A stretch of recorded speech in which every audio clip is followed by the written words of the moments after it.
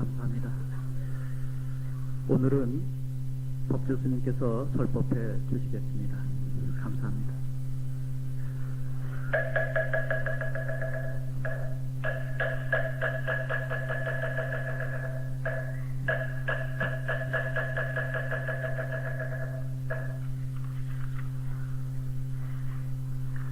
형제 여러분, 감사합니다. 이번 주는 송도 광명의 주간이었다고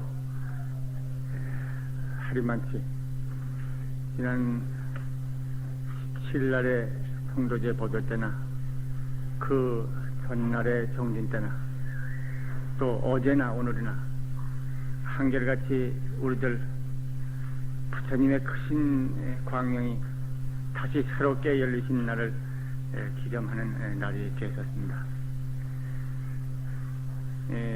나벌 8일 전야에도 정말 많은 형제들이 모여서 철야 정진을 하여서 부처님의 거룩하신 광명과 함께하는 깊은 수행을 닦았습니다.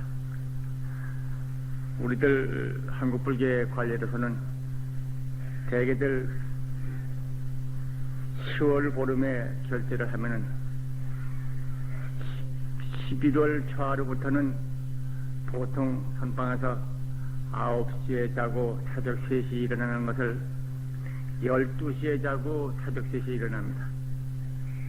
그러다가 나벌 초하루날 12월 초하루날부터는 잠을 완전 전폐하고 정진을 해서 나벌 8일 새벽으로 정진해양을 하는 것이 일반 관례인데 우리들은 그 가운데의 한 부분 7일은 함께 못했어도 8일 전날 하룻밤을 함께 정진한 셈인데 이 자리가 겨울이만치 많은 형제들이 함께해서 뜨거운 감사와 감격과 정진의 열을 함께 했다는 것을 기억에 새롭게 지금도 간직하며 감사하게 생각합니다. 송도제일날도 그랬고 어제도 그랬고 오늘도 그랬습니다. 오늘은 부처님의 송도를 가져오게 된 직접 계기됐던 수도라든가 그 측면을 좀 살펴보고 수도 과정에서 당시의 고행과 선정, 마음의 깊은 안정을 닦아가는 그런 선정 수행과 또 서가모니 부처님 당신이 닦으신 수행과는 어떤 차이가 있었는가를 좀 살펴보는 시간을 갖겠습니다.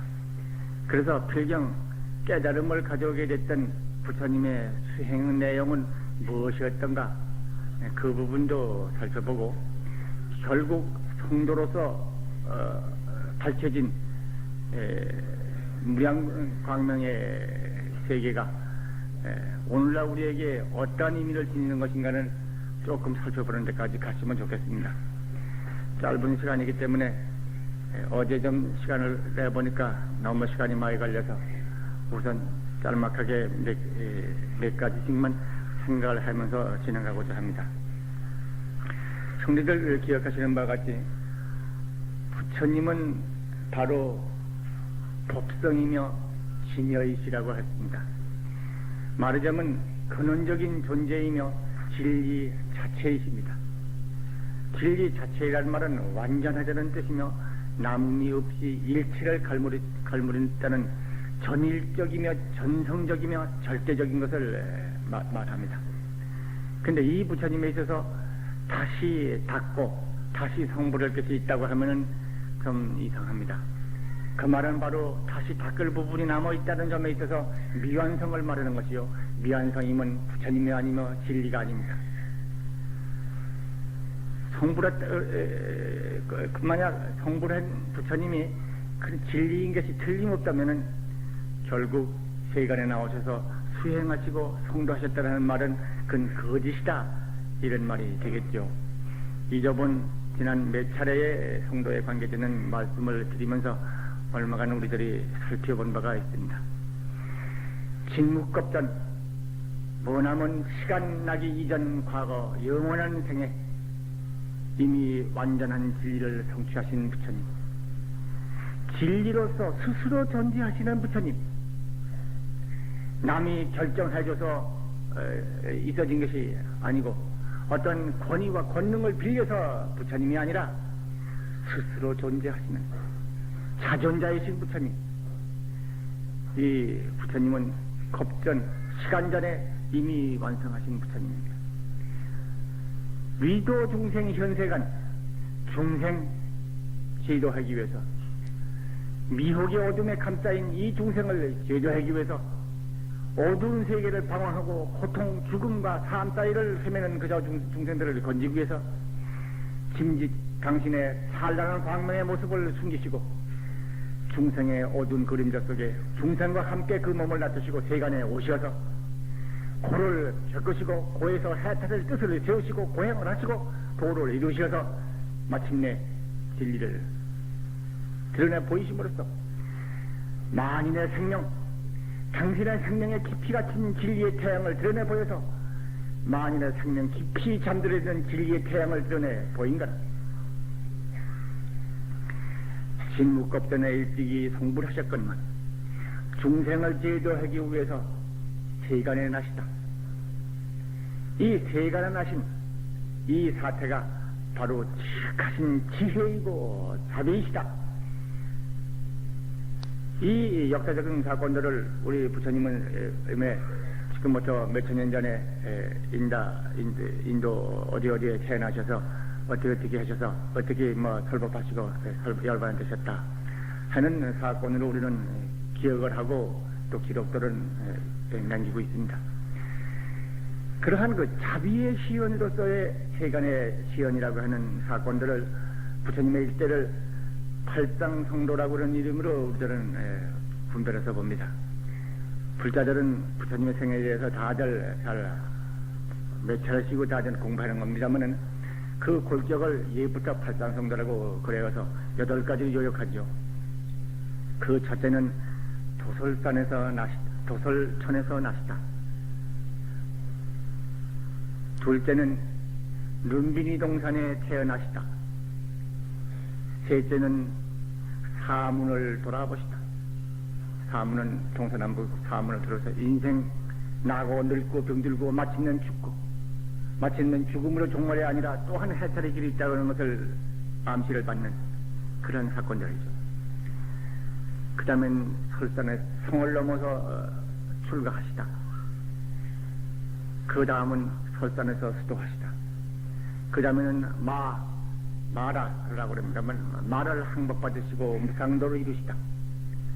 그 다음은 룸비니 동산에서 법을 굴리시다. 그 다음에는 구시나가라의 설화상수관에서 열반을 보이시다. 이렇게 우리들은 대개 부처님의 일대 사건들을 정리해서 알고 있습니다. 우리 불기가 올해 2530년, 아마 이겨울 음력으로 따지면은 29년의 성도 제일이 될 겁니다. 이 불기라고 하는 것이 부처님의 탄생부터 시작하는 것이 아니라 부처님의 열반 때부터 기산입니다. 그러니까 부처님의 열반을 기준해서 지금 2529년이니까 부처님의 성도는 언젠가 거슬려 올려서 계산해보면 부처님께서 45년 설법하셨다고 하니까 45년 설법하시면 그걸 보태보면 계산이 나옵니다. 난 그 대강 2570여 년, 73, 4년쯤 된다. 그렇게 이제 역사의 기록을 더듬을 수 있습니다. 근데 이것은 지금 남전 기원, 남쪽으로 전해지고 있는 불교 기원을 기준으로 한 계산이고, 그 계산에서는 다들 아는 바와 같이 부처님의 탄신을 BC 623년으로 잡습니다. 여러 설이 있습니다만 대강 그 설을 취해서 부처님의 성도를 35, 설법을 45년, 80세 인멸 이렇게 계산해서 그때부터 2529년 이렇게 불기를 계산합니다. 그러나 우리 한국을 의시해서 중국이나 이쪽으로 고래로 전해 내려오기는 그거보다 좀 다릅니다. 달라서 부처님의 29세 성도라든가 혹은 49년 설법이라든가 79세 인멸이라든가 뭐 이렇게 계산을 하는 것이죠. 그러나 두 가지가 대체로 있으나 지금 한국에서 통용되기는 국제적인 불교조의 협약에 의해서 BC 623년을 탄신일로 하고 45년간 설법하시고 80세에 인멸하셨다고 하는 기록들을 대개 승인하고 그걸로 통일하기로 한 것이죠.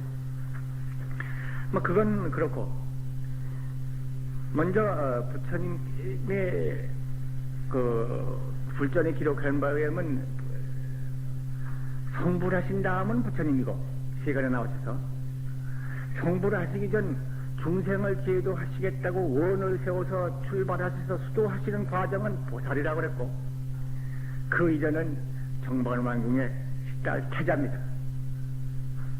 대개 이제 부르는 용어가 그렇게들 되게 구별해서 하고 있습니다만 어쨌든 우리는 쉰말로 부처님 그렇게 말이 됩니다.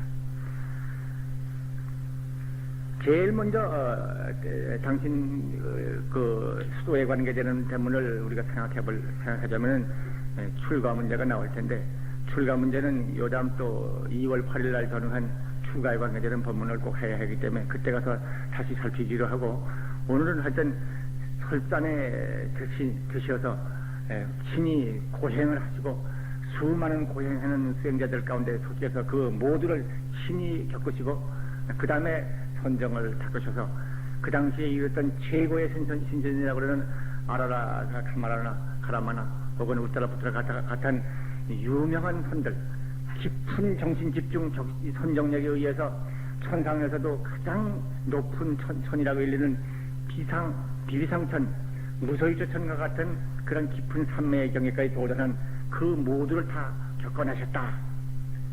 하여튼 그 나는 고행을 해낸 힘이 무엇이었더냐?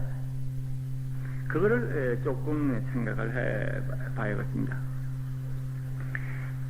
이 문제는 우리들 쉬운 말로 한마디간 저 옛날에 크신 서원 세우셔서 일체중생 모두 건지리라.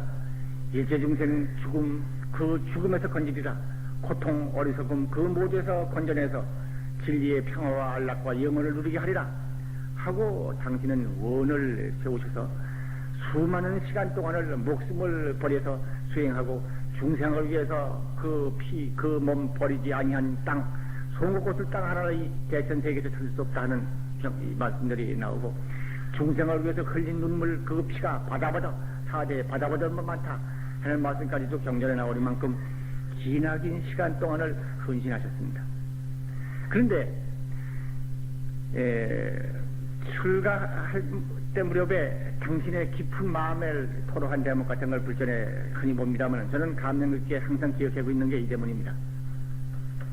당신이 성을 넘을 때 타고 나온 말 칸타카 말하는 이름이 그 칸타카라고 하는 백마라고 그래요.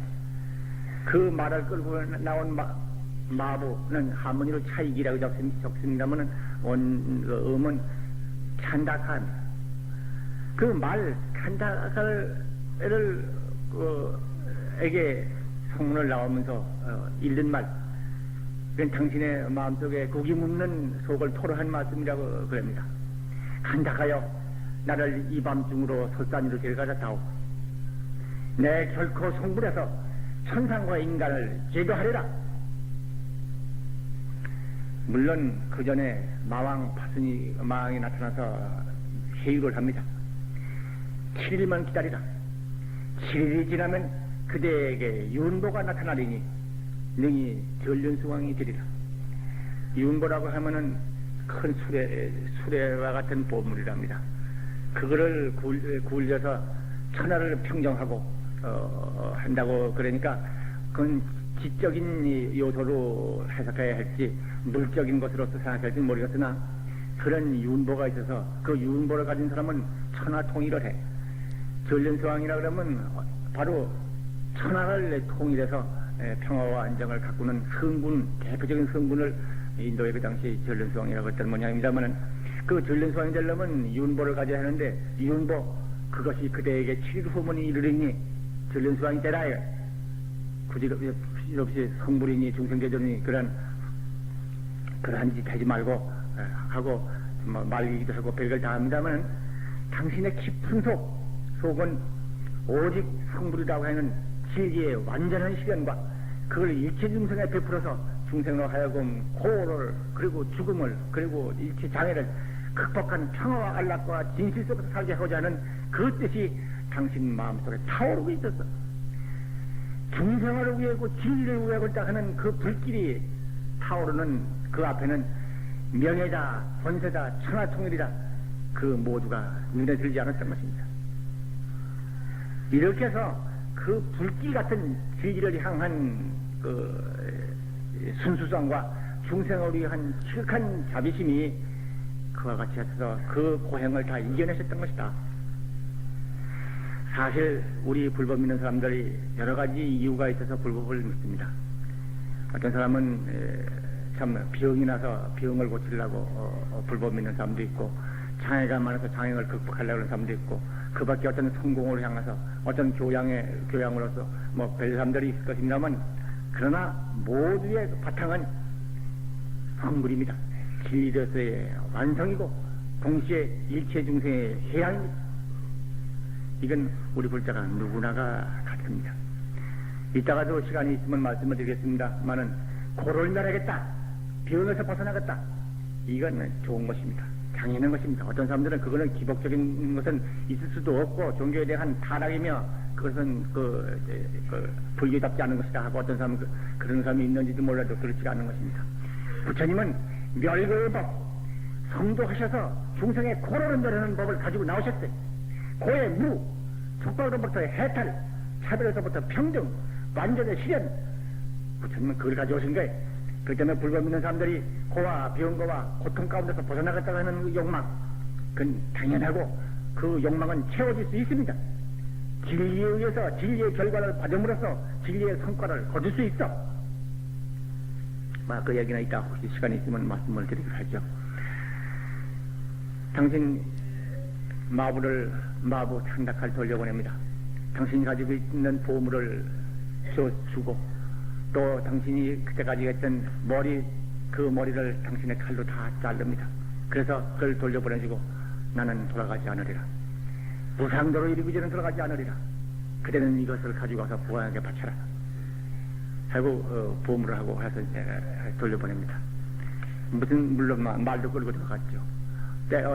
기록에 의하면은 말이 그리고는 바로 죽었다는 말도 있고 그때 말이 죽어가서 도리처럼 태어났다고 하는 말도 있고 또는 말은 그냥 갔다가 돌아가서 말이 우르니까 약사 공주한테 핀잔을 받았다는 얘기들도 있습니다. 태자를 왔다 갔다 버리고 와서 네가 무슨 낯으로 우느냐 그거 비슷한 말로 편지했던 기록도 있습니다. 어쨌든 찬닥하는 말을 끌고 돌아갑니다. 그러고는 이제 숲속에 들어가셔서 선정을 닦으시는 수행을 한 7일간을 하시다가 그 다음부터는 나오셔서 고행하는 그 당시의 수행자들을 찾아갑니다. 그 당시에 고행의 대표적인 사람으로서 바르카바라 그런 사람들의 이름이 글전에는 전해지고 있습니다만은 초식 아주 풀을 먹고 나무 열매나 먹는다든가 곡식을 좀 먹는다 하더라도 하루에 한 번 먹고 혹은 이틀에 한 번 먹고 닷새에 한 번 먹고 이런 식으로 극히 참 고통스러움을 겪어가는 것으로서 고통을 삼고 수행을 삼고 혹은 뜨거운 불가에 앉았다거나 혹은 그 먼지 속에 진흙 속에 혹은 개더미 속에 앉았다거나 혹은 가시덤불 그 가시방석 위에 앉았다거나 해서 수많은 고통을 겪음으로써 세상의 즐거움과 낙착에 빠져있는 심정에서부터 그 낙착을 벗어남으로써 마지막 고통을 감수함으로써 그래서 이제 그 내생에 고가 없는 세계, 고가 없는 세계, 즐거움의 세계에 나게 한다. 그건 천상에 난다고 하는 게 목적인 거예요. 천국에 나기를 바라는 거, 바라는데 그저 즐겁게 편안히 살다가 천국에 가려고 그러는 것이 아니라 이 사람은 낙착하는 걸 버리고 고통을 스스로 자취하면서 참아가면서 내 생에 천상에 나기를, 그것을 그 즐거움을 바라는 그러한 것들이 그 당시 있었던 거예요. 오늘도 뭐 천상 나기를 바라는 사람들이 이 세상에도 없지 않은 모양입니다만은 하여튼 그 방법으로서 어떤지 몰라도 하여튼 그런 게 있었어요. 영혼의 자유를 속박하는 것은 물질과 애욕생활에 대한 탐착이라, 물질과 애욕생활에 대한 탐착을 버릴 뿐만 아니라 거꾸로 고를 취함으로써 천상에 태어나기를 바란다. 이러한 것이 그 당시에 그 고행하는 여의도들의 수행이었는데, 여기에 식달태자, 식달타 보살은 거기서 보는 것입니다. 필경 구하는 바가 있으면은 자기에게 낙을 구한다, 천사나기를 바란다, 즐거움을 바란다, 고에서 벗어나기를 바란다 하는 구하는 거 있는 한 그는 구를 통해서 구하는 것으로 인해 가지고 그는 새로운 고를 또 부르는 것이다. 그 당시 고행외도들의 모습을 당신은 지켜보시고 거기서 벗어나시면서 그 다음에 수행하러 가신 내가 수정주의자들, 수정이라 그러면 정할 정자하고 닦을 수자, 정을 닦는다 이런 말입니다. 정을 닦는다 그러면 정신을 한 곳으로 집중해서 마음이 흔들리지 않게 해서 흔들림이 없는 집중된 통일된 마음을 상태를 지켜가고 닦는 것. 그리고 이제 거기에는 고행을 겸하고 하는 것들이 많이 있습니다. 근데 그 당시에 그 수행을 하셔서 아주 최고의 경지에 이르렀다고 하는 분이 두 분이 있었는데 그 두 분을 다 찾아갑니다. 다 찾아가서 그분이 한 경계들을 다 친히 체득을 하십니다. 그리고는 그것은 모두가 필경은 아니다. 욕심을 여의고 번뇌를 끊고 참된 열반에 이르러서 생사가 없는 경지에 이르는 것은 아니다. 못 된다. 근본적인 생사 문제에 대한 해결을 보지 아니하고 천상에 난다 즐거움을 건다는 것은 그것은 있을 수 없는 일이다. 부처님은 막바지 궁극적인 생사를 초월한 고의 뿌리를 제거해버리는 그것을 구했던 것입니다. 뜻도 미지근한 적당한 타협, 일시적인 안락, 그걸 구하지 않았어요. 이렇게 해서 거기서부터 마침내는 벗어납니다마는 당신께서 만나셨던 마지막 우트라라고 하는 사람 같은 경우는 굉장한 비비상천이라고 하는 생각이 참 극히 깊이 통일된 상태의 경계를 도달한 사람이라고 그럽니다. 다들 우리 형제들은 제가 하도 누차 이미 말씀을 드리기 때문에 기억하시리라고 믿습니다만 중생이 사는 세계를 3계라고 합니다. 3계. 욕계와 색계와 무색계와 이 3개가 중생이 사는 세계입니다. 중생이 사는 세계란 말은 진리의 본성을 등지고 그 진리의 본성을 등진 정도에 따라 가지고 조금 등지면 천상이요, 많이 등지면 지옥이다. 쉽게 말하면 그런 것이죠. 탐욕심, 애갈심, 불길까지 타오르는 욕망, 그것이 쉬지 않아 가지고 그 마음이 흔들리고 헛되게 파도치고 그리고 거칠어진 마음 상태, 그것은 바로 그 세계, 그 마음 상태에 대응하는 세계를 받게 되기 때문에 그것은 욕계다.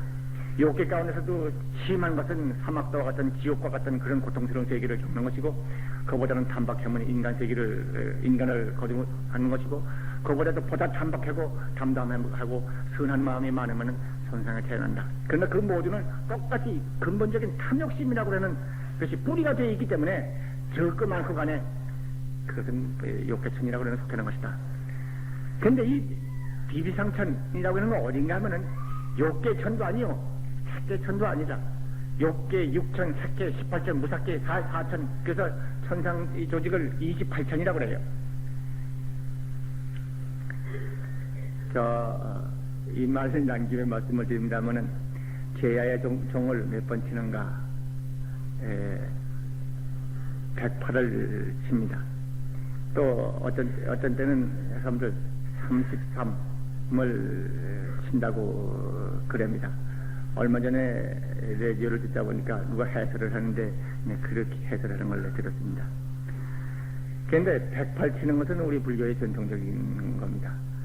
108, 번뇌, 망상, 번뇌를 모두 종소리, 그 맑은 종소리로 깨트려 버림으로써 번뇌가 깨끗이 맑아지기 때문에 번뇌를 뿌리로 해가지고 오는 어둠이 사라져서 정말 죄야, 참된 죄가 되는 것입니다. 밤이 없는, 죽음이 없는, 시간의 흐름이 정지된 같은 그러한 그것이 오는 것입니다만은 거기에 천상 가운데서 33천이라고 하는 말을 천상조직 전부인 것처럼 그를 알고 있다고 생각하는 점입니다. 불교에서 보고 있는 천상은 28천입니다. 색계가 욕계에 있는 인간세계, 지옥세계 이런 축생세계 말고도 천상세계가 6천이고 색계가 18천이고 무색계가 4천이기 때문에 합하면 28천입니다. 33천은 뭔가 하면은 욕계 제2천, 욕계의 인간세계보다 착하고 맑은 마음을 가진 사람은 뭐 불교를 믿든 천주교를 믿든 기독교를 믿든 일체종교를 안 믿든 간에 그 맑은 상태 가진 사람들이 욕계 천상에 태어납니다. 근본바탕에 탐심이랄까 이성에 대한 가랑심이 뿌리 빠지지 않고 욕망의 그림자가 남아있기 때문에 그런 것입니다. 그 가장 가까운 데가 욕계 하왕천이라고 그러고 하왕천 다음이 도리천입니다. 도리천이 바로 제석천이라고 그러고 그러는데 이 도리천이 동서사방 8천이 있다고 그래요. 그 48, 32, 32천. 중앙에 제석궁이 있어가지고 1천이 또 있어가지고 결국 합해서 33천. 33천이라는 말은 도리천의 별명이에요. 그러니까 욕계 제2천의 이름인데 그렇게 쉬운 말로 하는 것 같습니다. 다만 우리 불자들은 이런 부분에 대해서 누구보다도 제일 가까이 이해할 수 있는 부분이기 때문에 미리 전 참고로 제가 이 말씀을 해드렸습니다. 지금 우트라푸트라 같은 그 당시에 정을 잡던 사람 어딘가 무색계천이라 욕계도 아니고 색계천도 아니고 무색계천이다. 그 색계천이라고 그러는 것은 문으로 말씀드렸지만 정말 깊은 산매, 마음에 흔들림이 없는 맑은 마음. 그러니까 마음에 흔들림이 없다는 말은 백갓 경계를 탐착하고 좋다가 빠져들어가고 그것이 없는 거예요. 백갓으로 경계를 인정하고 좋다가 빠져들어가고 탐착하고 마음에 얻으면 좋아하고 안 맞으면 배척하고 얻기 위해서 추장하고 그 야단하는 가운데서 마음에 거치는 파동이 있는 것입니다. 근데 색계 전망가들은 그런 건 없어요. 그러니까 색계천은 착한 마음만 가지고 가는 것이 아니고 선정력이 있어야 태어나요. 색계천 선정력은 그런 거 없기 때문에 남성이다, 이성이다, 여성이다 하는 그런 관계가 색계천은 선정력 아주 끊어져 버려요. 근데 그 색계 18천은 초월한 세계가 무색계인데 무색계천 가운데 태어날 정도의 갈 정도의 한매력을 가지고 있다. 지금도 그냥 이 말에 너무 이거 시간 낭비를 하는 것 같습니다만은 그러한 세계는 지금 우리가 알 수 있는 것처럼 그 마음을 통일해서 흔들리지 않는 맑은 마음을 가지면 흔들리지 않는 마음 상태, 그 맑고 깨끗한 마음 상태에 따라 가지고 그 세계가 나타나는 것이로서 그 세계에 통하려고 하면은 그런 시기로 마음을 닦으면 통해진다는 거예요. 왜냐면은 어떻게 하면 그 천상에 갈 수 있을 건가? 그 통로를 아는 사람이 없어요. 안에 없어요. 불광에 오신 분들은 뭐 비싼 수업료 내신 분들이니까 제가 그걸 막기없이 항상 털어놓습니다만 사실은 얼마 전에 뭐 한국의 저명한 불교는 아닙니다. 어느 종교의 지도자 되시는 분을 만났더니 그분이 그 얘기를 나한테 물어요. 자기네가 믿는 세계적 지성이라고 하는 독일의 뭐 신부가 자기가 어떤 그 명상 가운데서 어느 세계를 가봤는데 천국을 가봤다고 그런다. 근데 천국에 가보니까 이런 사람을 만났다고 그런다. 맞으면 자기네 존중하는 성경을 우습게 얘기고 자기가 성경에 관한 찬미를 하려고 그러니까 그걸 안 좋아하더라. 근데 그런 사람이 거기 와 있더라. 근데 물어보니까 유교를 믿는 사람이고 중국 사람이라고 그러더라. 그 기록이 있는데 도대체 자기네 종교를 믿지 않는 사람이 어떻게 해서 거기 왔는가 알 수 없다. 그러니까 거기 자기를 안 내는 사람이 이것은 모두가 마음 착한 사람이 오는 것이다. 하는 같은 그런 의미의 것을 말씀해 있는데 그 책이 그 거짓말 리가 없고 그 신부가 세계의 지성이라고 존경받는 사람이 그 허망한 소리 했을 리가 없다. 근데 천상조직이 어떻게 된 것이냐? 제가 거긴 반박사라면 되거든요. 부산사 기차를 타고 앉아서 열차에 앉아서 어떻게 우연히 같은 좌석에 같이 앉았는데 부산에서부터 얘기하다가 서울 와도 얘기를 다 못했어요.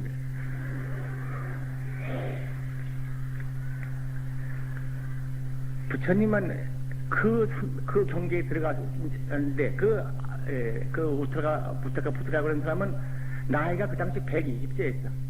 다른 사람은 자기가 도달한 정도, 자기 제자가 700명인데 그 정도를 가지 못했어도 오직 이 늦게 온 시달타 보살은 뭐 금방 그 경계를 체득해 버렸단 말이야. 그러니까 하도 기뻐서 내가 이 나이가 해가지고 죽을 날이 얼마 안 남았는데 이런 훌륭한 사람을 만났으니 생각을 해가지고 자기의 계승자로 정하고 당신이 나와 같고 내가 당신과 같다. 나와 같이 제자를 거느리고 지도하자 하고 그럽니다마는 거기서 이제 뿌리치고 나옵니다. 이것이 궁극적인 생산 문제 해결 문제가 아니다. 적어도 아무리 천사에 태어났다 하더라도 진리의 완전한 회복이 없는 상태에서는 그 삼계 가운데 있는 것이고 윤회를 벗어나지 못하는 것이고 윤회를 벗어나지 못한다는 말은 생사가 반박한다는 뜻이야. 당신은 거기를 벗어버리고 나옵니다. 나와서 이제 당신이 독자적인 수행의 길을 갑니다마는 독자적인 수행의 길을 간다고 하는 것은 그 당시에 인도에서 수행하고 있는 것을 그 모두를 비판하고 반성해 본 것입니다. 그러니까 그제까지는 인도사에서 하고 있는 수행을 해보시고 그 당시에 유명한 신선들이다, 유명한 도인이다 하는 존경받는 사람들의 법을 다 한번 겪어본 거예요. 그리고 그것이 필경 근원 진리의 완전한 회복이라고 하는 것까지는 하는 것이 아니다 하는 걸 알았기 때문에 거기서 뛰어나오지고 당신 나름대로 독자적인 새로운 수행을 하는 거예요. 독자적인 수행이라고 하는 것을 하는 데서 보면은 그 당시 당신이 그 지켜온 것을 비판하는 대목이 있습니다. 뭔가 하면은 당신의 이따 말씀드리지만은 수행이라고 하는 그 고행을 감내하고 있는 마음 상태가 순수하지 못해되는 거예요. 당신은 거기서 떠나가지고 그 중간에 빈바사라 왕과 같은 왕을 만나서 왕이 나중에 나라를 반 나눠가지고 같이 통치하자고 할 정도까지 유혹하고 그래도 그 끝내 당신은 그걸 버리고 떠난다든가 그런 사건이 있습니다만 당신의 주관은 왕국도 아니고 권세도 아니다. 왕국을 얻거나 권세를 얻으려고 출가한 게 아니다 하는 것이죠. 그냥 빈바사라 왕이 정말 탄복해가지고 당신은 꼭 성불하시리다. 성불하시거든 저를 먼저 우리나라에 와서 설법하시고 저를 제조해 주십시오. 사실 그 다음에 부처님 성도하신 후에 그 마가타 나라에 가셨어요. 거기 가서 왕사선에 가가지고 설법도 오래 하셨고 그리고 빈바사라 왕이 기록에 의하면 부처님과 나이가 동갑이라고도 그러고 6살 아래라고도 그렇게 기록되어 있습니다만 어쨌든 부처님 제자로서는 극진히 했던 사람입니다. 그리고 당신이 간 데가 어딘가면 가야산이라고 하는 산에 들어가서 거기서 고행을 하셨는데 그 고행은 정말 다른 사람들이 했던 것을 비판했던 자기 나름대로의 방식이에요. 삼업의 청정하고 항상 마음 가운데 탐진치를 다 멀리 여의며 미움을 끊고 우울한 생각을 버리고 어두운 생각, 들뜬 생각, 의심스러운 생각들 일체를 소탕해서 정말 맑고 청진한 마음을 가지고 오로지 정진하에만 일심을 기울였다. 그리고 그 당시 또 수행으로서는 했던 것은 고행을 따른 것은 대개 음식을 줄이는 거, 하루에 한 번 먹는다, 이틀에 한 번 먹는다, 야중엔 보름에 한 번 먹는다, 먹는 것도 야중에 삼씨를 몇 개씩 먹는다 할 정도로 극단히 소식을 하고 혹은 호흡을 멈추는 호흡을 끊는 그런 생활도 하고 해서 마침내는 마저 빼짝 마른 사람 같이 마른 나무같이 됐다고 하고 때로는 간간히 졸도하고 그랬던 모양입니다. 쓰러졌던 모양입니다. 그렇기 때문에 그 주변에 출가하실 때 그 정만왕이 신하를 보내가지고 태자가 출가했으니 태자가 어떠한 게 지내는가 돌보러 오라고 사람을 보내서 그 옆을 지키고 있던 사람들이 전하는 말로는 태자는 쓰러졌다. 까맣게 타가지고 그냥 태어난 까맣게 됐다. 뭐 별말이 전해졌다고 그럽니다만은 한때 죽었다고 해도 부처님은 죽지 않았던 것입니다. 그렇게 극심한 고통을 겪으면서도 다시 당신은 정진은 계속을 하십니다. 여기까지가 뭔가 일반적으로 생각할 수 있는 종래의 수도 방법에 대한 체험이며 그것을 집약해가지고 당신 나름대로 또한 독자적인 수행법에 대한 시험입니다. 그러나 그 결론은 무엇이었던가? 고행에서는 얻어지는 것이 없다. 둘째는 고통스러운 것을 참으면 참는 마음이 있을수록 고통은 크지만은 그 마음을 비우면은 고통에서 고통이 아니다 없다. 이게 중대한 발견이고 그때부터의 새로운 전환이 열립니다. 이렇게 가지고 그 고행은 무익하다 하고 결론을 내리고 오히려 몸을 정상적으로 거두어서 이 몸의 활력을 활용해서 오히려 그렇게 해서 당신이 가지는 공부법을 가야겠다 하고 마음을 먹고 그때부터 이제 옷을 사로 그야말로 장지 묘지에 버린 옷가지를 주워다가 줍고 그렇게 가지고 옷을 새롭게 만들고 그래가지고는 모욕을 하고 그래고는 이제 좀 음식을 잡수시는 그런 과정에 들어갑니다. 그래서 이제 그 당시 음식을 드시기 시작했을 때 맨 처음에 부처님께 오양을 올렸던 분이 선생이라고 하는 소녀입니다만은 선생녀가 우유죽을 갖다 바쳐서 그걸 잡수시고 다시 30 이상이 완연하게 회복되시고 그렇게 해서 수행을 하시게 됐다. 그때부터 이제 보리수라로 가셔서 7일 동안 수행하셔서 뭐 성도하셨다 그럽니다만은 우리 형제들도 지난번 그 성대에서 전날 오신 분이 600 몇십 명이라고 그랬습니다. 철야 정진하신 분이 600 몇십 명인데 아마 죽자신 분도 아마 600여 명은 넘었을 겁니다만 하여튼 모두 성불 잘 했습니다. 하여튼 선생녀가 고향을 바쳤는데 거기에 대해서도 여러 얘기가 있겠으나 이거는 여러 형제들이 불전을 다 읽어봐 주시기를 바랍니다.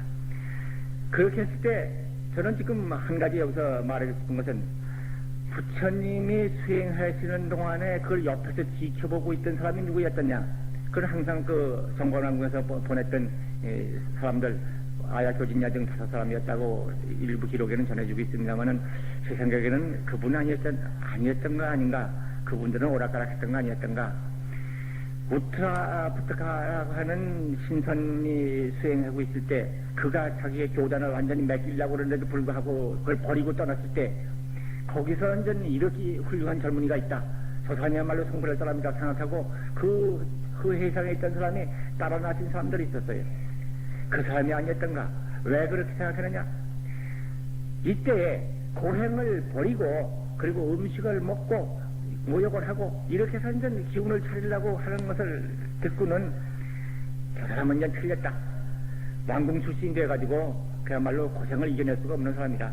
그래가지고 되게 무상대로 이루랴. 그를 버리고 자기네끼리 갚버린 것입니다. 그건 다들 아십니다. 녹약원이로 갔죠. 만약 임금이 보낸 시자였다면은 자기네 주군을 버리고 딴 데로 갈 리가 없습니다. 저는 그렇게 생각을 합니다만 기록에도 그런 기록도 있습니다. 그렇게 해서 당신은 무육을 잡수고 그러가서 이제 보리수에 나가셨는데 이 보리수에 나가셔서 7일을 좌정하시고 그리고 나발 8일 날 무상도로 이루셨다 그럽니다. 여기서 우리들이 좀 돌아볼 것은 그 이전의 수행과 고행을 함께 하시던 수행과 그 이후에 우유죽을 잡수시고 건강을 회복하신 다음에 보리수에서 수행하신 거의 차이는 뭐가 있었던가? 이거는 어디에도 적혀 있지 않습니다. 어떤 불자도 아직은 제가 과문에 자신지 제가 잘 못 들었습니다만 제가 불자를 몇 군데를 읽어보면서 이가 도달한 것은 아까도 조금 한 말씀 언급했던 것처럼 근본적으로 마음 다스리는 방법이 차이가 있어요. 물론 일체 허망한 생각들을 다 버리고 청정한 삼업으로서 닦으신 건 아편의 경우나 비슷하지만은 앞의 경우는 마음을 집중해서 통일해서 마음을 통일해가지고 움직이지 아니하는 그런 부동심을 길렀던 것입니다. 종전의 수행법이 마음을 한 곳에 모아가지고 집중해가지고 마음이 흔들리지 않은 상태로 완전 통일해가지고 나가는 이런 수행법을 썼던 것입니다. 그래서 아주 강한 집중력을 통해가지고 비비상승천, 무색해천까지 나올 수 있는 선매력을 성취했던 것입니다. 그러나 부처님은 그것이 아니에요. 그게 아니고 그 반대예요. 집중이 아니라 방하여 놓는 것입니다. 마음을 놔. 그러니까 이제까지 이 마음이 말하면 파도로 말하면은 바다에 파도가 쳐가지고 물결이 이렇게 일고 물결과 물방울이 일고 해서 물결 물방울 수많은 물방울이 이렇게 치고 있는 상태에 있다가 마음을 쉬는 것이에요. 쉬어서 물방울이 가시고 파도가 가시고 이 큰 물결이 가셔가지고 차차차차 쉬는 것입니다. 백가치로 경계를 보고 경계에 좋다 나쁘다를 선택하고 그걸 집착하고 그걸 매달리고 얻으면 좋고 못 얻으면 추장하고 백가치로만 내줬던 생각들을 거둬들이는 것입니다. 안으로 거둬들였던 그러니까 나의 이식은 저 천달 끄트머리 맛있는 거 아주 아름다운 거 좋은 거 가치가 있는 거 나의 이식이 그쪽으로 빠져나가 있었던데 그 백가치에 빠져나갔던 생각들이 안으로 거둬들이는 것입니다. 안을 거둬들일 때는 무슨 뜻인가? 본래의 제자리에 오는 것입니다. 거둬들인다고 하면 거둬들이는 생각도 생각이기 때문에 일어나는 생각이지만은 그 생각도 없이 거둬들이는 것입니다. 거둬들였을 때 본래 마음이 되는 거예요. 불법의 수행에 중요한 것은 이와 같이 그 마음을 쉬는 데 있어요. 그 마음을 쉬면은 본래부터 제 땅이 거기 있는 거예요. 본래부터 물결은 바로 파도 물결은 바다를 여의지 않았던 것이다. 이렇게 해서 그 마음을 쉬어서 깊은 산매 속에 깊은 안정 속에 갑니다. 이것이 보리수화의 수행이다. 이따가 좀 말씀을 또 시간 있는 대로 말씀을 드립니다만은 이렇게 한 것이 당신의 성도에 직접적으로 이어진 선정의 방법이었습니다. 그런데 이 선정의 방법 가운데서는 탐욕심을 여의고 흔들리는 마음을 여의고 그런 걸 그렇기 때문에 이 세간의 삶에서도 세간 사람이 아니게 돼요. 이건 무슨 말인가 하면은 어떤 사람이 나한테 천상이 있습니까? 혹은 지옥이 있습니까? 하고 물어옵니다. 불간 잡지를 보시면 구도문답에서 그 대답들이 종종 나옵니다. 얼마 전에 어떤 사람이 찾아서 지옥이 있습니까? 그건 사람들을 나쁜 짓 하지 못하게 달래기 위해서 방법을 한 것이 아닙니까? 하고 물어온 사람이 있어서 내가 여기 있는 걸 보고 있는 것이 현실이 되면 그만큼 현실적으로 지옥이 있다. 제가 그랬습니다. 천상도 마찬가지다. 천상도 좋은 일 하면 천상 가라고 해서 탈릴 말이 아니고 실제로 있는 것이다. 왜냐? 인간이라고는 존재, 내가 살고 있는 이 자체가 내 마음 상태의 표현이야. 인간다운 마음 상태를 유지하고 인간다운 평화, 인간다운 그 안정감, 인간다운 청정, 인간다운 착한 마음, 그 인간다운 기초적인 마음 차원이 토대가 돼서 인간이라는 모습을 나타내고 있는 거야. 그렇기 때문에 이 인간이라는 모습이 서로 꺼졌다 하더라도 죽어 없어서 화장해버렸다 하더라도 그 마음 상태를 유지하고 있는 한은 인간이라고 하는 몸을 회복할 수 있는 다시 인간이 태어날 수 있는 그런 가능성이 거기 있는 것이야. 천상을 태어난 것도 천상을 유지할 만한 마음 상태가 이루어져서 천상에 태어나고 천상에 태어난 것 같은 그런 아름다움과 그런 특성과 그런 동력과 그런 평화한 환경을 얻을 수 있는 거예요. 그러니까 그 뿌리는 그 마음 상태에 있는 것이야. 그러니까 마음 상태가 거칠고 참 악독하고 모질고 캄캄하고 그런 상태에서는 그 시커먼 마음 외에는 시커먼 세계에 나타나 지옥에 괜히 사람 달래기 위해서 그런 거 아니에요. 그러나 그 본성을 꿰뚫어 보면은 본성은 그걸 벗어나는 해탈의 경계의 자유의 경계 인가들에게 그 해탈 대자유의 세계에 도달해버리면은 순식간에 지옥이 없어져 버리는 거예요. 그런 얘기를 한 적이 있습니다만은 부처님이 보리수화에 나가서 앉으셔서 좌정하실 때 그러한 선정 속에 들어가기 때문에 보통 우리 인간들은 욕심을 바탕으로 살거든요. 뭐 천상을 태어난다 하더라도 애갈심이 끊어지지가 않습니다. 않아가지고 그래서 이제 욕게 태어납니다만은 그러한 상태에서 벗어난단 말이에요. 벗어나니까 그 산매력에 대해서 벗어나니까 마왕이 흔들리는 것입니다. 기록에 보면 저와 같이 말하는 이 해설은 없습니다만은 경전의 기록을 보면 마왕의 궁전이 흔들렸다. 그리고 마왕이 그야말로 흉몽을 꾸었다. 마왕이 흉몽을 꾸어가지고 어느 놈이 내 왕국에서 벗어나자고 하느냐 하고 고통을 찌고 군사를 모아가지고 찾아봐가지고 저기 식달 태자가 건방진 짓을 시작한다. 그래가지고 군사를 몰고 와서 그걸 방해했다고 그런 얘기가 나옵니다만 그건 딴 게 아닌 것입니다. 이쪽에 그러한 깊은 산매력에 의해서 깊은 안정력에 의해서 깊은 청정성을 다듬어가는 그런 상태는 욕계천 밖에 벗어나는 겁니다. 마왕은 어디 사는 것이냐? 욕계천 가운데서 우리 욕심을 바탕으로 하는 세상에서 착한 마음 어지간히 가지고 있는 사람들 인간에 태어나서 그냥 오개만 지키면은 인간을 벗어나지 않는다고 그럽니다. 그러나 오개 10선을 닦아야 천상에 태어난다고 그러는데 10선 태어나는 것 가운데서 그 욕계가 6개 하늘 가운데서 매날의 사왕천, 도리천, 야마천, 도솔천, 화락천, 타화자자천 제6천이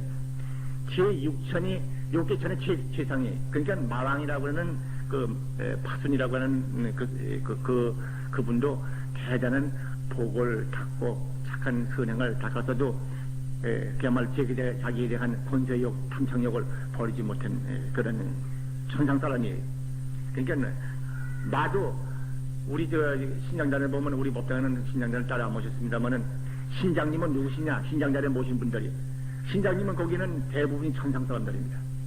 그러니까 불법을 고지하겠다고 하는 선심을 바란 천상 사람들이 그리고 천상 사람 외에 다른 신부리들도 그 안에 있습니다.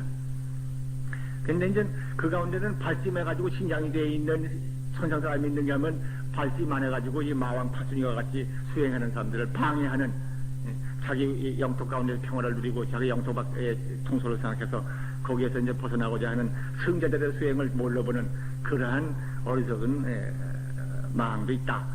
마도 있다. 천상 사람도 있다. 그렇게 우리는 알 수가 있죠. 그렇게 해서 이제 그렇게 닦으시는 가운데서 마왕 파순들이 와가지고 방해를 하는데 이 방해 요건들을 보면 대개 두세 가지를 볼 수 있어요. 하나는 마의 딸들, 천녀들을 보내서 유혹해가지고 교태를 부리고 온갖 아양을 떨고 온갖 노래를 해서 유혹해가지고 선정 수행을 방해하고자 하는 일.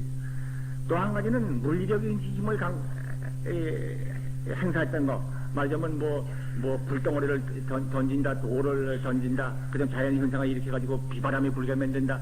온갖 견디기 어려운 환경 조건을 만들었다.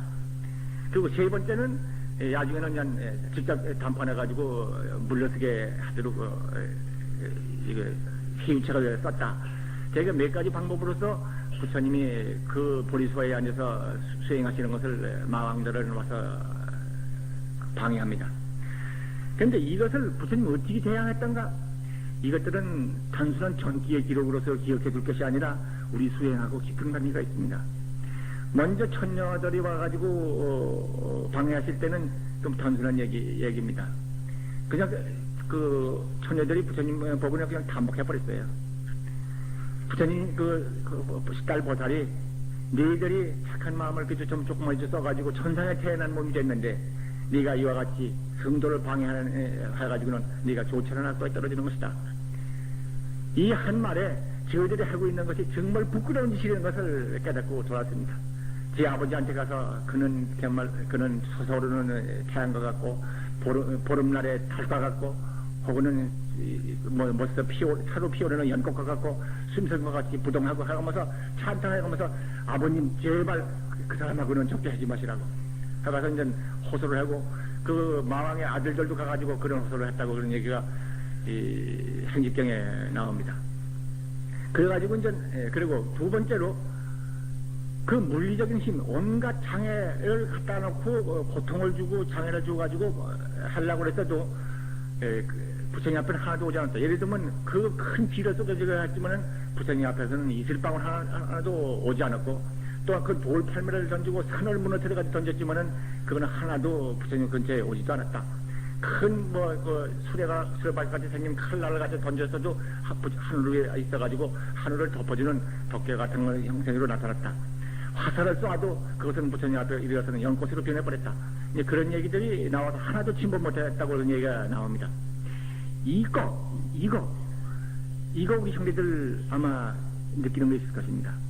바깥에서 어떠한 악한 마음을 가지고 현실적으로 고통스러운 일을 우리한테 누가 안겨줬다 하더라도 이것을 이기는 방법, 이것이 우리를 침범 못하게 하는 방법은 내가 내 마음 가운데서 자기 순수한 마음을 지키는 것이다. 부처님이 어떻게 지켰는가? 부처님은 바람이를 지켰다고 그랬다. 나는 저 마음들의 마구니에 대해서 내가 사자처럼 길들인 바람이를 가지고 대항하리라. 근데 전에는 악독한 마음을 가지고 이쪽을 대항했지만 이쪽은 방야바람일의 마음을 가지고 대지의 마음 그리고 대저비의 마음 그 마음을 가지고 그거를 문제시라는 거예요. 악독하고 두려운 현상으로서 가졌던 괴물들의 목을 갖다가 일체 그걸 마음에 받아들이지 아니하고 오직 평화스러운 완성, 지혜의 완성 그 마음 상태에서 대자비심을 가지고 그걸 흔들리지 않은 상태에 들었어. 자비삼매지. 이 흔들림이 오면 자비삼매. 바라밀로서 방패를 삼았다고 그 기록이 있습니다만 정말 바라밀로 방패를 삼은 거예요. 그렇게 함으로써 그러한 외적인 공격이 그 앞에 조금 더 침범하지 못하게 만들었다. 우리들 기도하죠. 우리 거칠은 환경 가운데서 나의 평화를 그리고 고난 많은 세상 가운데서 고난이 없어지기를 우리는 기도합니다. 기도하는데 기본 조건이 무엇입니까? 우리는 부처님을 생각하죠. 부처님의 진리가 찬란한 은혜가 내 생명에 넘쳐나고 있는 것을 생각하고 끊임없이 나의 환경을 그 진리로서 감싸주신 걸 우리는 생각합니다. 동시에 내 마음 가운데서 어두운 생각, 거칠은 생각, 미워하는 생각, 원망하는 생각, 슬픈 생각, 일체 생각을 다 비워버립니다. 그래가지고 나를 해치는 사람이 있다 하더라도 저 사람은 성공한 사람, 저 사람은 행복한 사람, 저 사람은 복받을 사람 그렇게 생각해 그 사람을 대우해주고 그 사람을 위해서 기도해준다. 요새들 나한테 찾아오신 분이 많이 많습니다. 매절한 사람이 있습니다. 정말 배신하고 나를 고통스럽게 주는 사람이 있는데 이걸 어떻게 하면 좋습니까? 물어. 그 사람의 성공을 위해서 기도해라. 그 사람은 착한 사람이라고 보고 그 사람은 찬탄해라. 그 말을 제가 꼭 합니다. 그렇게 됐을 때 그렇게 마음이 바뀌고 적대 행위를 말고 평안한 마음을 가지고 그 사람에서 기원하는 마음이 돼버렸을 때 환경이 그렇게 돼버리는 거예요. 우리 불간 식구는 그걸 증거하는 사람들이 많이 있습니다. 그런 환경 가운데서 그렇게 했기 때문에 자기가 이길 수 있었다. 자기가 가정을 지킬 수가 있었고 자기가 자손들을 고아가 될 것을 고아를 막을 수 있었다. 자기 사업이 엎어진 것을 다시 회복해서 오늘의 나 자신을 바꿀 수 있었다. 불간 잡지에 많이 나오죠. 왜 그럴까? 그 사람들의 기도 방법은 거기 있는 거예요. 부처님에 대한 믿음과 자기 마음의 정화와 자비심이 자기 마음까지 충만해가지고 바깥에 바람이 있고 고통이 있어도 그거에 흔들리지 아니하고 지켰다는 것이죠. 그렇게 해서 그 마음에 이루어진 것이 그 환경이 이루어지는 거예요. 환경에 있기 때문에 내가 마음이 나빠지는 것이 아니라 환경 여하에 불구하고 환경을 바꾸려고 그러면 내가 마음을 바꾸는 거예요. 내가 바뀌었을 때 환경이 바뀌는 거예요. 환경이 나쁘다 그러면 원인은 남의 나쁜 게 아니야. 내 마음의 원인이야. 일체유심제. 이건 우리가 항상 하는 말이기 때문에 더 말을 반복하지 않습니다만 십달 보살이 저때의 보리수화에서 마왕 파순들의 온갖 방해 공격을 물리친 것도 이와 같은 바람이를 방패를 삼아가지고 대자비 산맥 가운데 머물러 있었기 때문에 조금도 까딱도 못했다. 그 덩어리에 와서는 마왕 파순이가 그럽니다. 달랩니다. 그럴 것이 아니다. 너만 거기 앉을 것이 아니다. 내가 앉겠다. 물러서라. 그때 십달 보살은 말을 합니다. 당신이 약간의 선해를 좋은 일을 해가지고 그래서 이제 지금 마왕이 됐는데 나는 약간의 선행이 아니야. 수시할 수 없는 많은 시간 동안에 그 많은 목숨을 버려서 중생을 위해서 내가 헌신했다.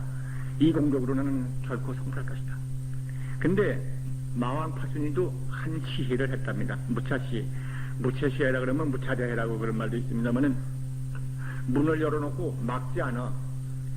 귀한 사람, 착한 사람, 남자, 여자, 노인, 젊은이 차별하지 아니하고 뭐 어떻게 생긴 사람, 아주 귀하게 차려입은 사람이나 옷을 남루하고 정말 같이 앉기 어려운 사람이나 차별하지 아니하고 똑같이 모시고 대접을 잘해드리는 그 무차이라고 합니다. 근데 불교에서는 그걸 아주 귀하게 여깁니다. 모든 사람. 그래서 스님들을 청해서 고향을 올리더라도 거기서 어떤 스님만 청해서 내가 마음에 존경하는 스님만 따로 청해서 고향 올린다는 것은 그것은 공이 적다고 그럽니다. 10사람이 계시면 10사람을 다 평등히 청할 것이요. 10사람이 청할 형편이 못되고 2사람만 청하려면 차례로 어느 스님이든지 차례로 와서 달라고 청하고 그 차별을 두지 않는 마왕파승이도 무차대회를 한 번 했답니다. 한 번 시회를 했답니다. 그 공덕으로 천상에 태어나서 천상 가운데서도 욕계천에 최상이 되는 타화자를 전에 왕이 된 거예요. 네가 그런 짓을 해라. 그것 때문에 그 복력으로 지금 그 유지하고 있는데 부처님은 뭐 재물을 모시는 게 아니라 목숨을 내버려서 중생을 위해서 목숨을 버린 게 이루셔야 할 수 없이 했어. 그때 파순이 그럽니다. 내가 그러면 그런 좋은 일을 했다는 것은 네가 증명하거니와 그 네가 그렇게 한 것은 누가 증거하냐? 그러니까 대지가 증거했다고 그럽니다. 대지를 두고 맹세한다고 그런 말이 있습니다만 대지가 땅에서 그때 부동지신이라 그런 지신이 나타나가지고 그걸 증거하고 부처님을 찬탄했던 얘기가 불전 행직경에는 나옵니다. 시간이 너무 흘렀습니다만 부처님은 그렇게 해서 마의 장애를 극복합니다. 우리는 역사를 기억해줘야 하는 것이 많습니다. 예, 그렇게 해가지고 마를 극복하시고 깊은 산매에 드셔서 깊은 산매를 딴 거 아니라 흩어지는 마음을 그냥 거둬들임도 없이 마음을 쉬는 거예요. 쉬는데 가만히 앉아서 쉬면은 우리들 앉아있어 보면 두 가지가 있습니다. 아마 우리들이라 그런 말은 취소합니다. 저는 그랬습니다. 과거에 망상 이 생각 저 생각 망상이 난다. 망상을 거둬들이고 가만히 있으니까 그냥 졸음이 온다. 자기도 모르니까 끄뻑한다. 대개 그런 것입니다. 그렇기 때문에 거기에 이제 염불을 반야바라미를 관하는 사람은 바라미를 염하고 이염불을 하는 사람은 이염불을 하고 참선하시는 분은 화두를 가지고 집중적으로 자기 마음을 다듬어 갑니다. 그러니까 그런 불교적인 수행을 없이 그냥 앉아있어 보면 이 생각 저 생각 망상이 나든지 망상을 안 일으키겠다고 마음먹고 앉아서 보면 그야말로 껍벅 졸든지 하는 것입니다.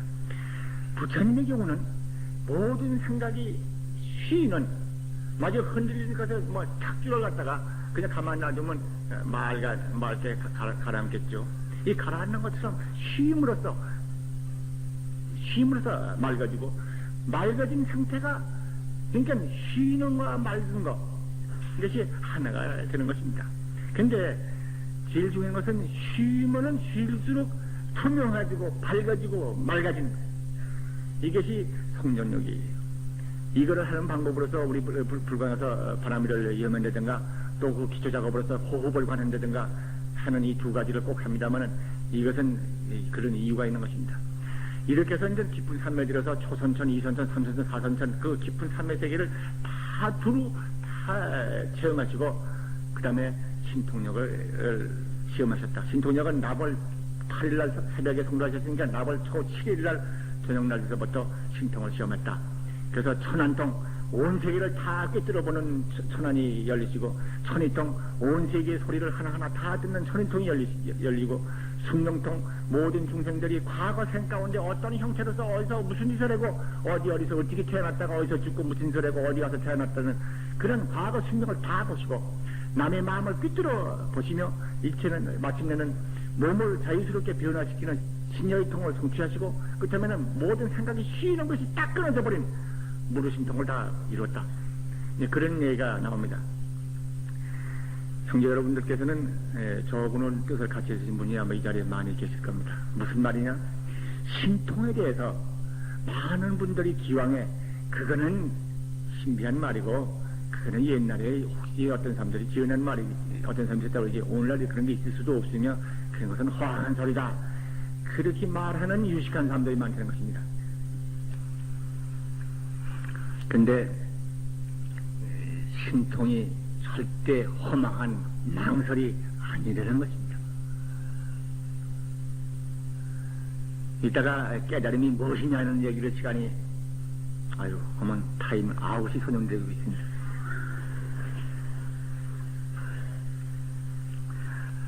뭐 다른 기회에도 또 말씀을 드릴 기회가 있겠습니다만은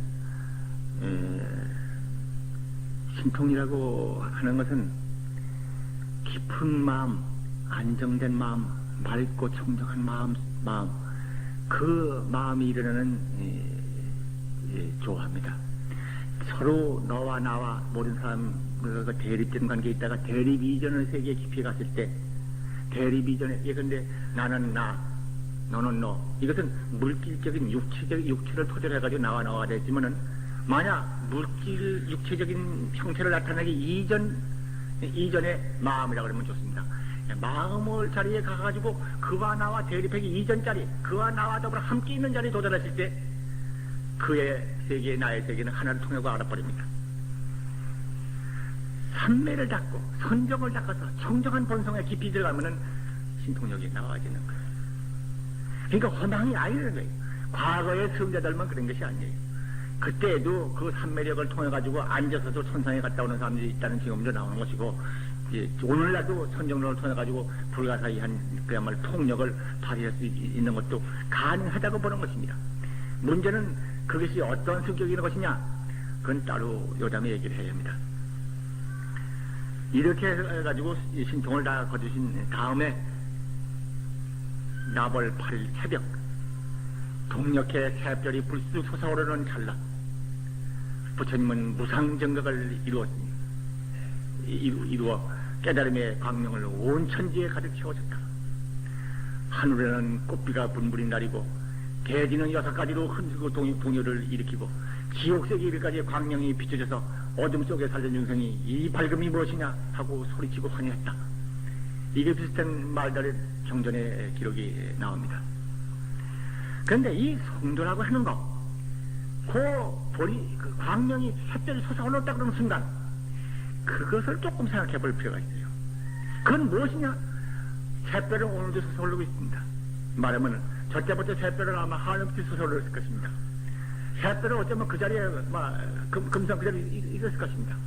예전에는 지구하고 위에 서로의 각도에 따라가지고 나타났다 그러고 올라갔다 그러고 그랬을 것입니다.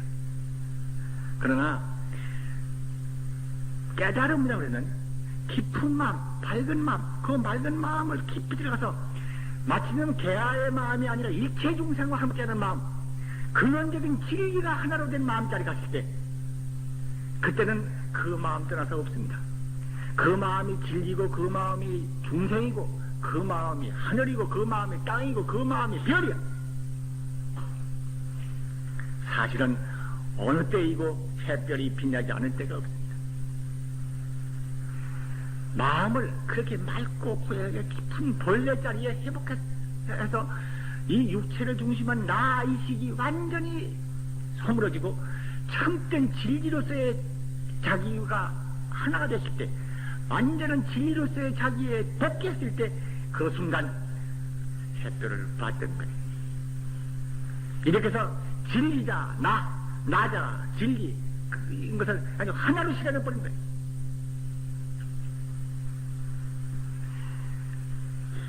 그 다음에는 이 시간을 맺기 위해서 조금 성도의 뜻에 대해서 말씀을 옮겨가면서, 그리고 우리가 좀 몇 가지 마음속에 다짐해야 할 때문 같은 거를 조금만 얘기하고 마치겠습니다.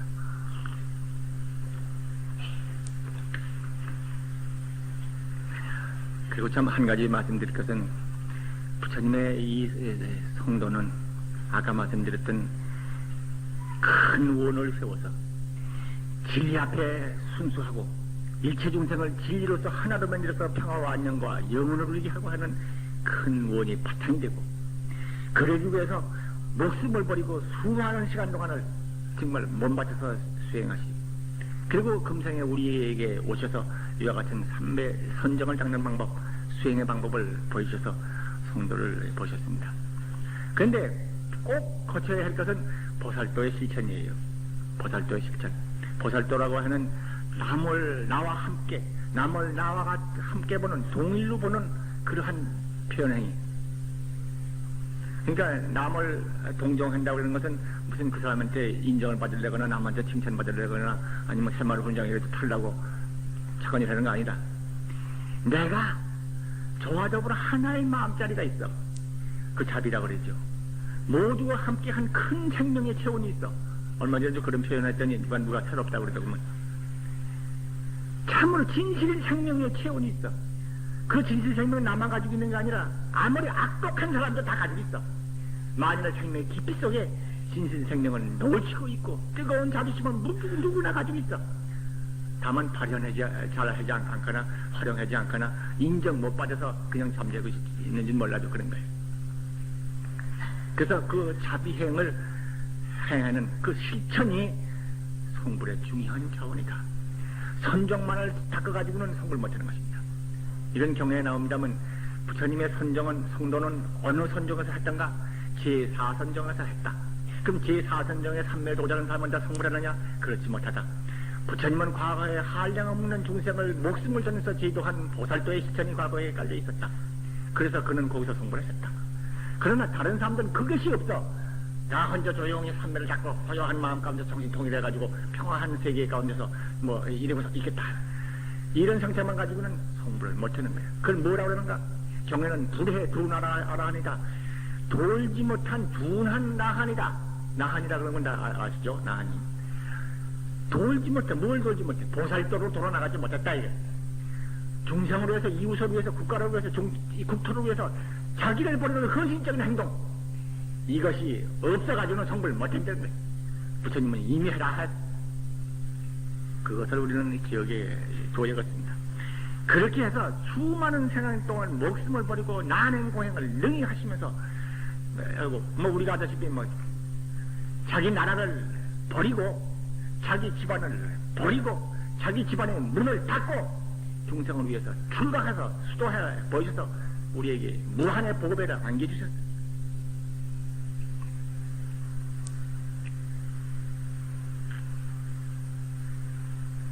이 사건은 이건 우리가 참으로 깊이 생각해야 합니다. 부처님이 그와 같이 해서 성도를 보임으로써 한량없는 은혜를 우리에게 선물로 주셨다. 당신이 그와 같이 닦아서 그 당신 생명 식달탐하고 하는 부원부가 식다 보살이라고 하는 수행을 통해서 자기 생명 깊이 속에 진리의 태양이 지금 빛나고 있는 것을 확 보여주셨다. 이것은 부처님의 본래 진리이신 것을 생각했을 때 중생에게 보인 거야. 실험해 보인 거야. 우리 앞에 나와가지고 확 벗어버려가지고 건강적인 것을 보여준 거예요. 이것은 만인이 그렇다 이거예요. 누구든지 그렇다 이거예요. 그저 부처님의 성도는 만인의 성도다 그러는 거예요. 만인 누구든지 그 가슴 속에 그 생명 속에 진리의 태양이 지금 빛나고 있다고 하는 사실은 확 들여다 보인 거예요. 여기서 이것을 믿는 사람들이 부처님께 정말 감사가 나오는 것이고 부처님의 성도가 내 성도라고 생각하는 것이고 부처님의 광명이 온 대지를 덮는 광명이라고 그러는 거예요. 바로 만인 성불, 만인의 절대 무한가치, 만인이 진리 부처님으로 더불어 함께 있다. 이걸 보여준 거예요. 성도를 통해서 누구든지 생명 속에 부처님과 함께 있다. 부처님의 완전한 진리, 완전한 능력, 절대 무한의 지혜와 덕성, 위실력을 그냥 고스란히 가지고 있다. 끝없는 바다처럼 한없는 출렁임을 통해서 자세한 실력을 발휘하는 그 힘을 많이 가지고 있다 하는 것을 부처님 확 성도를 통해서 보여준 거예요. 우리들은 이 부처님의 성도의 과실, 성도를 통해서 보여주신 이 은혜를 깊이 마음속에 새겨야겠어요. 저도 이 부처님의 법을 통해서 아신대로 고를 누려야겠어요. 고를. 부처님은 물론 중생들 완성된 성불을 기약을 했습니다마는 고통에 빠진 중생 고에서 건지고자 했던 것입니다. 부처님 세계, 진리의 세계는 거기는 병고도 없고 재난도 없습니다. 일체로 하나로 한 완전 무결한 것이 밖에 딴 것이 없습니다. 이 일체를 근원으로 한 완전 무결한 진리, 그것이 내 생명으로서 우리 모두 생명 가운데 깃들어 있습니다. 이 법을 써서 이 법을 믿고 이 법을 올바르게 활용해서 고에서 벗어나자 이거예요. 부처님은 중생에서 해탈도 있고 뭐 여러 가지 무슨 문제는 제일로 고에서부터 벗어나야 하자는 거예요. 고에서 벗어나자. 고 많은 사람 불법을 믿어서 고를 없애자 이거예요. 불법은 지금 말씀드렸지 내 생명에 깃들어 있습니다. 내 생명 속에 부처님의 완전 무기는 진리가 있습니다. 결코 저물지 않는 기왕을 빛나는 태양이 내 생명 속에 빛나고 있습니다. 내 앞에 아무리 어두운 것이 있다 하더라도 진리의 태양을 끌어내서 이 진리 태양 앞에 어둠이 어디 있겠느냐 말이야. 천년 만년 어두운 동굴에도 한 번 불을 켜면 그 동굴 천년 만년 어둠은 순식간에 사라지지. 내 생명에 깃들어 있는 진리의 태양을 끄집어 올려서 그걸 믿고 바르고 활용했을 때 나를 둘러싸고 있는 어떠한 고난도 없어지지 않는 것이 없다. 내 생명 진리, 생명의 태양, 이 진리를 믿고 써서 고를 없애자. 우리 불강 형제들 이렇게 해서 모두 진리를 믿어서 행복한 사람이 제일로 되어야 하는 것입니다. 그러니까 우리는 부처님의 가르침을 배우는 것이죠. 정말 스스로가 진리의 태양, 부처님의 무한 생명, 부처님이 일러주신 그 고귀한 진리, 그 진리의 파도가 부처님의 그 고행, 그 닦으신 자비, 그 은혜로서 내 생명에 지금 부어지고 있다는 사실을 깊이 믿고 그것이 바로 생명의 자기의 원형인 것을 믿어요. 오래 닦고 착한 일을 많이 하고 불법을 많이 닦고 뭐 많이 해서 그렇게 되는 것이 아니야. 닦고 안 하고 뭐 별짓 따고 악한 짓만 많이 하고 지옥만 많이 하고 무상투집을 했던 사람이라 하더라도 악한 짓을 아무리 쌓은 사람이라도 그 생명 깊이 속에 있는 진리의 태양은 조금 더 손색이 없어. 때묻지 않았어. 한 생각 돌이키면은 즉시의 진리의 광명이 명랑하게 솟아오르는 거예요. 만인이 그 어떤 진리의 주인이고 만인이 진리로서 자기 생명하고 있어. 이것을 자각을 하고 그 진리 아닌 것을 버리는 거예요. 진리 아닌 게 뭐야? 그게 악이야. 불법 믿으면 이거 쉽게 해결이 잘 돼요. 무엇이 악인가? 무엇이 선인가? 무엇이 진리인가?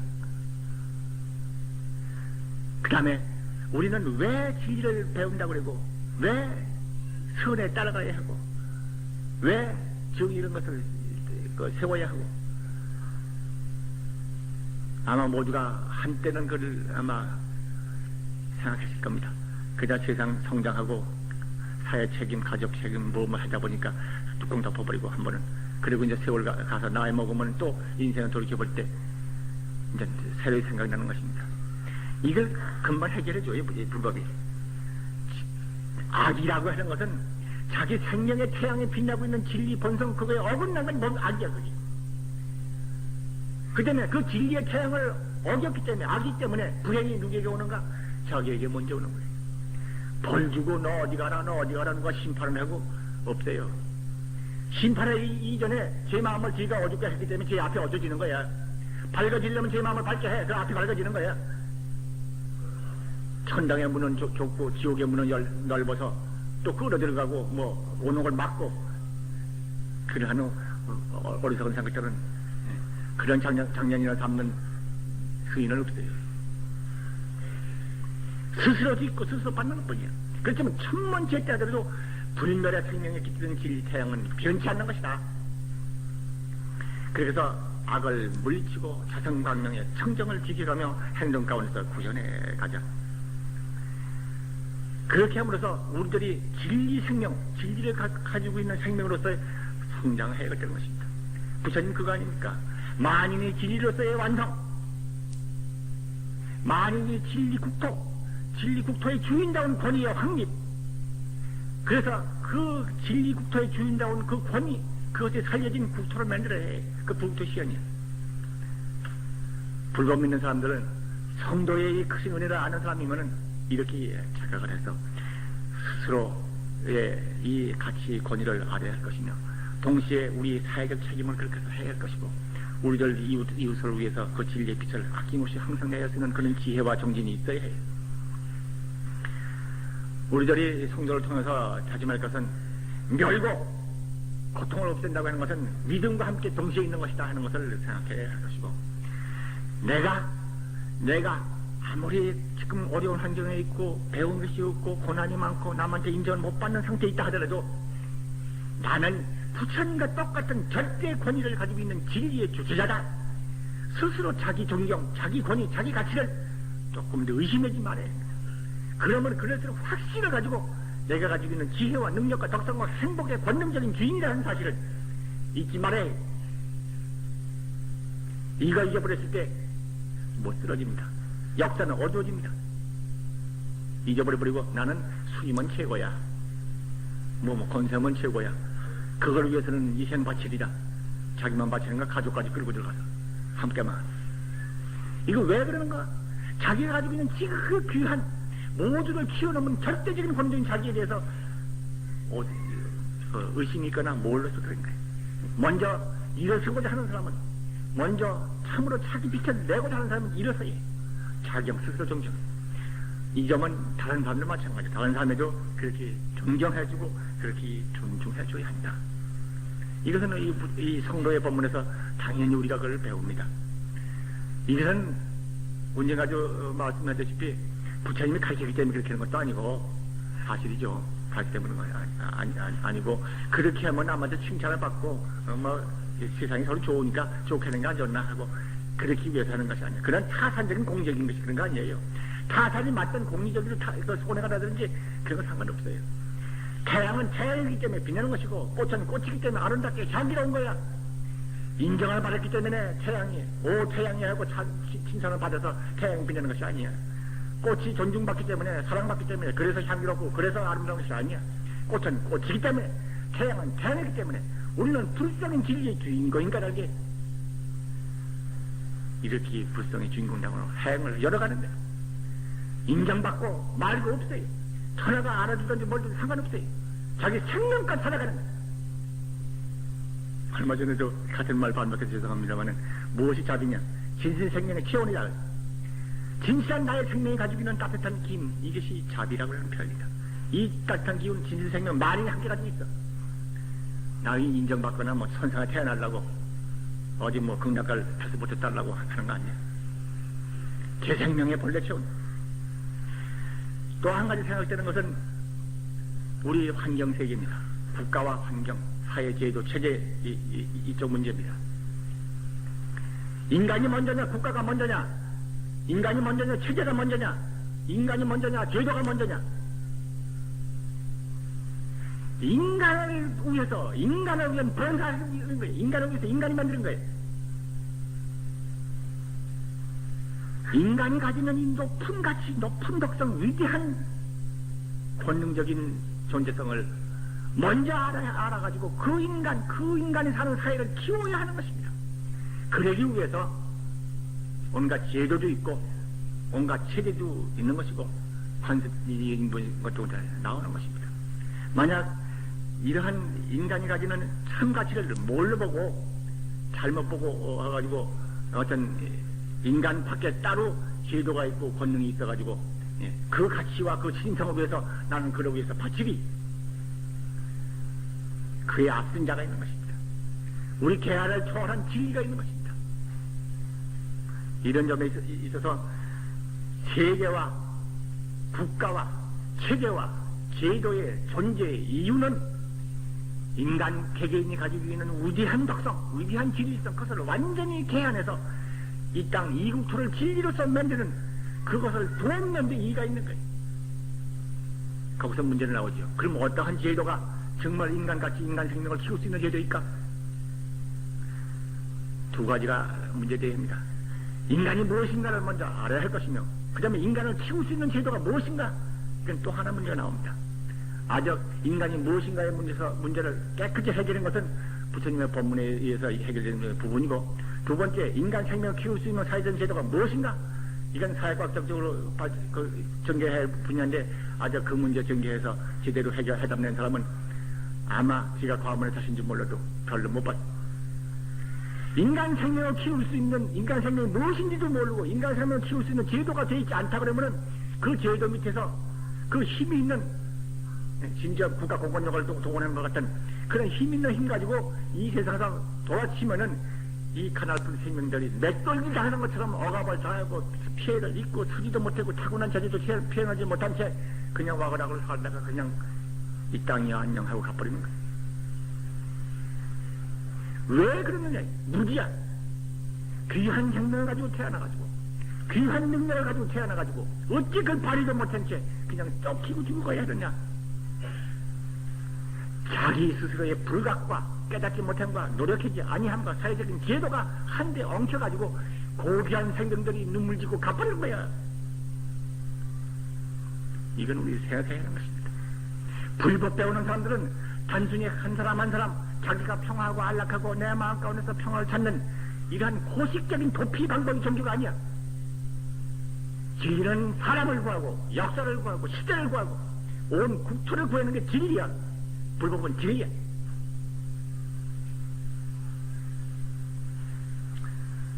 너무 시간 많이 갔기 때문에 그만 고조해야겠습니다. 여기서 우리들은 불법을 알게 될 때 이 생명을 키우는 평화 조건 같은 걸 생각하게 합니다. 평화에 기여하지 못하면은 진리하고 그럴 수가 없습니다. 한 마음의 평화, 한 가정의 평화, 한 국토의 평화. 우리들은 이것을 생각해야겠습니다. 우리 남북의 경우에도 어떠한 정의도 평화에 앞선 정의가 없습니다. 전쟁을 억제하지 못하고 전쟁이라고 하는 그러한 대량 파괴, 대량 설생, 대량 불행의 생산 양산을 그것을 막지 못하고 그 밖에 사회정의가 뭐다 떠들어보면 다 그거지. 부처님들 그에 대한 말씀이 경에 나옵니다. 전쟁을 억제하는 거예요. 전쟁 억제이 무엇인가? 그것은 막연히 구호만 외쳐서 애국을 외쳐서 되는 것이 아닙니다.